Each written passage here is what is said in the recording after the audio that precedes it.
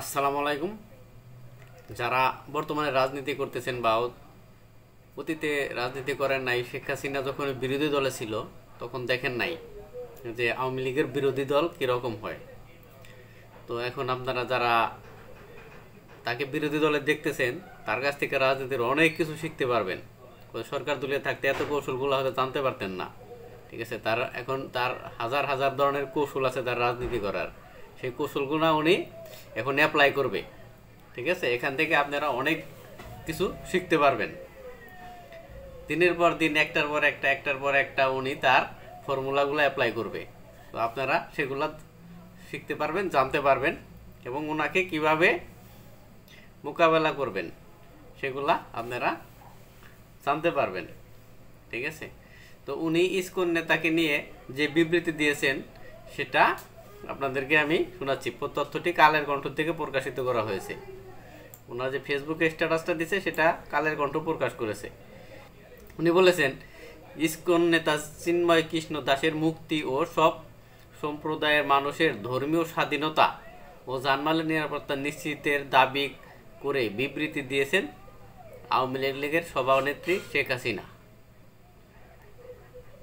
বৃহস্পতিবার 28 নভেম্বর বিকালে আওয়ামী লীগের ভেরিফাইড ফেসবুক পেজে দেওয়া এক পোস্টে এ তথ্য নিশ্চিত করা হয়। এতে শেখ হাসিনা বলেন, চট্টগ্রামে একজন আইনজীবীকে হত্যা করা হয়েছে। এই হত্যার প্রতিবাদ জানাচ্ছি। এই হত্যাকাণ্ডের সঙ্গে জড়িতদের খুঁজে বের করে শাস্তি দিতে হবে। এই ঘটনার মধ্য দিয়ে চরমভাবে মানবাধিকার লঙ্ঘন হয়েছে। একজন আইনজীবী তার পেশায় দায়িত্ব পালন করছিলেন আর তাকে এভাবে পিটিয়ে হত্যা করে সন্ত্রাসীরা। তারা যেই হোক না কেন শাস্তি তাদের পেতেই হবে।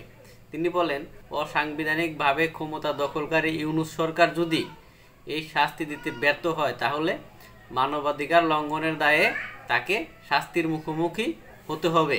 দেশবাসীর প্রতি আমি আহ্বান জানাচ্ছি, এই ধরনের সন্ত্রাস ও জঙ্গিবাদের বিরুদ্ধে সবাই ঐক্যবদ্ধভাবে রুখে দাঁড়ান। সাধারণ মানুষের জানমালের নিরাপত্তা নিশ্চিত করা জরুরি।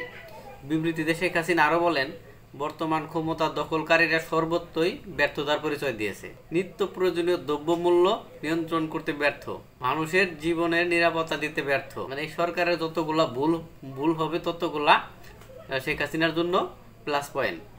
আপনার ফল্ট তার উন্নতি, এটাই রাজনীতি। ঠিক আছে, আপনারা বুঝে নেবেন। আপনি যতটা খারাপ করবেন, এই সরকার যতটা খারাপ করবে বিরোধী দলের জন্য ততটা পজিটিভ হবে। সাধারণ মানুষের উপরে প্রত্যক্ষ ও পরোক্ষভাবে সব নির্যাতনের তীব্র নিন্দা জানাই। সনাতন ধর্মাবলম্বীদের সম্প্রদায়ের একজন শীর্ষ নেতাকে অন্যায়ভাবে গ্রেপ্তার করা হয়েছে, অবিলম্বে তাকে মুক্তি দিতে হবে। তো উনি সনাতন ধর্মাবলম্বীর একজন নেতা না, উনি একজন কি সেটা তথ্য বেরিয়ে আসতেছে। উনি ইসকন থেকে বহিষ্কৃত নেতা। ঠিক আছে, উনি একজন জঙ্গি সংগঠক। উনি সাধারণ কিছু লোককে নিয়ে সে তার অপরাধ কার্যক্রম চালনা করছিল। চট্টগ্রামে মন্দির পুড়িয়ে দেওয়া হয়েছে দাবি করে ক্ষমতাচ্যুত শেখ হাসিনা বলেন, ইতিপূর্বে মসজিদ, মাজার, গির্জা, মাঠ এবং আহমাদিয়া সম্প্রদায়ের ঘরবাড়ি আক্রমণ করে ভাঙচুর, লুটপাট ও আগুনে পুড়িয়ে দেওয়া হয়েছে। সব সম্প্রদায়ের মানুষের ধর্মীয় স্বাধীনতা ও জানমালের নিরাপত্তা নিশ্চিত করতে হবে। তো উনি যেটা বলছে এটা কিন্তু একেবারে মিথ্যাও না, এরকম ঘটনা অনেক ঘটতেছে। তিনি আওয়ামী লীগের অগণিত নেতাকর্মী, ছাত্র জনতা ও আইন শৃঙ্খলা রক্ষাকারী বাহিনীর সদস্যদের হত্যা করার পরে মামলা ও গ্রেপ্তারের মাধ্যমে হয়রানি চলছেই। তার নেতাকর্মীদের হামলা করছে, তো অপরাধ করলে তো করবো, এটা স্বাভাবিক। তো ওনার এটা মন্তব্য তো সাধারণ মন্তব্য। ঠিক আছে, উনি যে কি পরিমাণ একজন চালু, তারপরে উনি রাজনীতিতে কীরকম দক্ষ সেটা আপনারা টের পাবেন আস্তে আস্তে।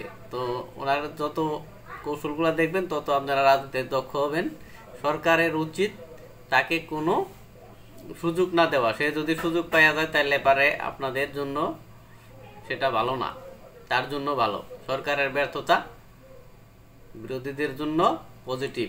দেখা যাক শেখ হাসিনার রূপ আপনারা আস্তে আস্তে আরও দেখতে পারবেন। উনি কি পারে না পারে সেটা আস্তে আস্তে প্রকাশ করতেছে, দেশের মানুষ বুঝতেছে। ঠিক আছে, তবে সবাইকে সতর্ক থাকতে হবে যাতে আপনাদের একতা সংহতি ধরে রাখতে পারেন। কোনো ধরনের অন্যায়ের কাছে মাথা নত করা যাবে না। ঠিক আছে, ধন্যবাদ সবাই, ভালো থাকেন।